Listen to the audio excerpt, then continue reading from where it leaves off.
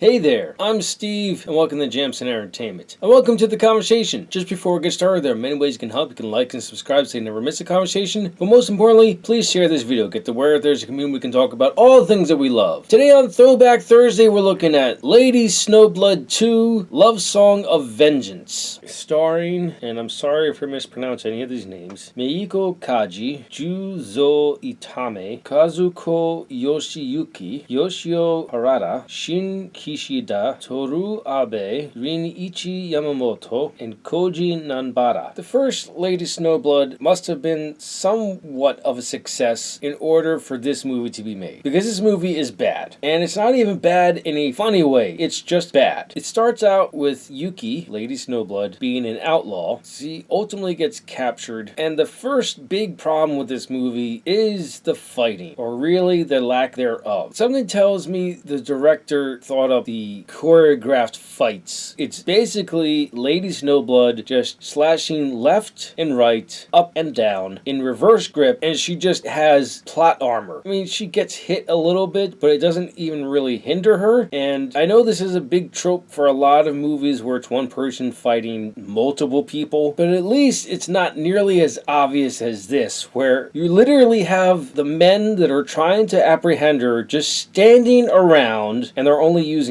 swords. This is at I believe, the end of the Meiji era. This one's set in the early 1900s, like 1905. Japan definitely had guns by then. Now, there are guns in this movie, and even those aren't used very well, but there's literally like 15, 20 guys surrounding her with swords, and they're just not attacking. She'll move, and they'll move with her, and then one guy will come in, she'll slash him, and that'll be that. It's like, this is ridiculous. And again, not ridiculous in a fun way. She does get apprehended, she's slated to be hung, and she gets set free by an unknown organization. And the man that sets her free, Kikui, wants her to observe an anarchist, Ransui Tokunaga, for a month. Just pretend to be his maid. Because he wants to know what he's up to, because anarchism is a threat to the empire. And credit to this movie, it actually made me look up to see if anarchism was a movement back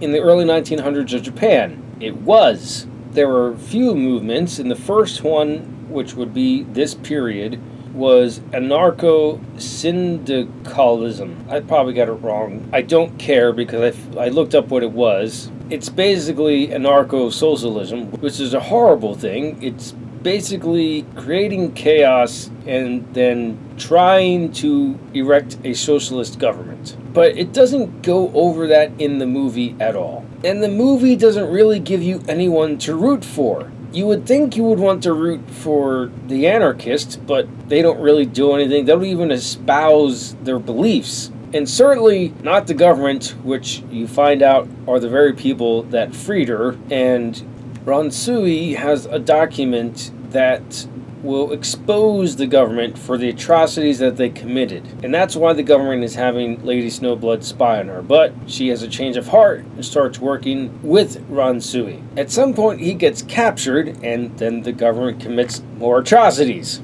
There are no stakes to this movie. There's no weight to it. Things just happen, and because you're told one side is against another side, I think you're supposed to care, but the movie doesn't make you care. I didn't care about anything that happened in this movie.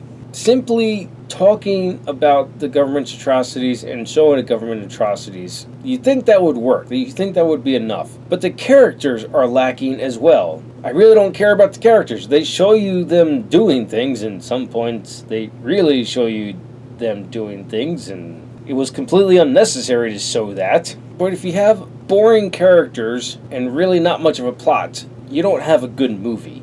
And so, since I was waiting to rate both of these movies, I recommend watch Lady Snowblood on streaming if you can find it there, and just completely skip over this one. If, for whatever reason, it's not on streaming, I would recommend, if you can, just get Lady Snowblood on Blu-ray, and don't get this one but it may only be out there as a dual movie pack. That's what I have. Again, this is a Criterion version. And I think I mentioned this when I was talking about the Samurai Trilogy, and I looked up the definition of Criterion versions of movies. It's supposed to be like, these are top tier movies. These are movies that deserve this title. I'm going to quote Princess Bride, which we're going to be watching next month. It's not next week, but it is next month. You keep using that word. I do not think it means what you think it means. Those are my thoughts on Lady Snowblood, Love Song of Vengeance. Let me know your thoughts in the comments below. Thank you for watching, and live your imagination.